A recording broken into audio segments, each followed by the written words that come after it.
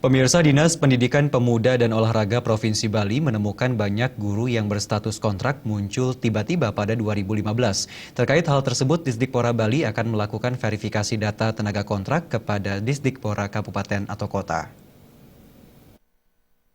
Kepala Disdikpora Provinsi Bali Tia Kusumawardani mengagendakan pada pekan depan akan verifikasi data tenaga kontrak SMA SMK di Bali dengan jajaran Disdikpora Kabupaten Kota. Pasalnya seluruh tenaga kontrak SMA SMK tersebut diangkat berdasarkan SK Bupati, Wali Kota, Kepala Dinas, Komite dan bahkan Kepala Sekolah. Khusus untuk tenaga kontrak yang SK-nya dikeluarkan oleh Bupati saja jumlahnya sekitar 400 orang. Menurut Tia, seluruh tenaga guru kontrak tersebut tidak bisa dilimpahkan begitu saja ke pemerintah provinsi, seiring dengan perubahan kewenangan pengelolaan SMA SMK menurut Undang-Undang Nomor 23 Tahun 2014 tentang pemerintahan daerah. Yang bermasalah ini kan tenaga kontrak.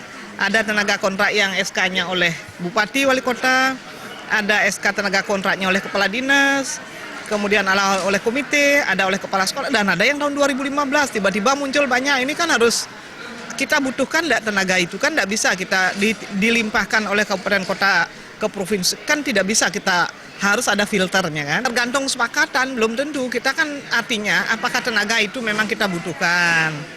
Kemudian ada surat dari gubernur, ada surat dari Kementerian Dalam Negeri bahwa tidak boleh lagi melakukan mutasi.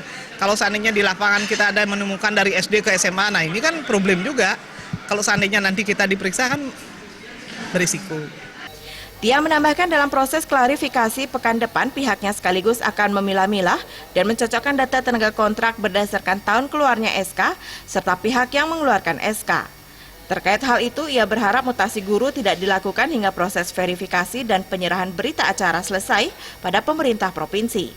Berdasarkan data sementara ada sekitar 6.000 guru berstatus PNS dari semua SMA SMK di Bali, namun guru PNS ini tidak menjadi persoalan karena mereka membawa gaji dan tunjangan sertifikasi sendiri. Jenny dan Sufiatna.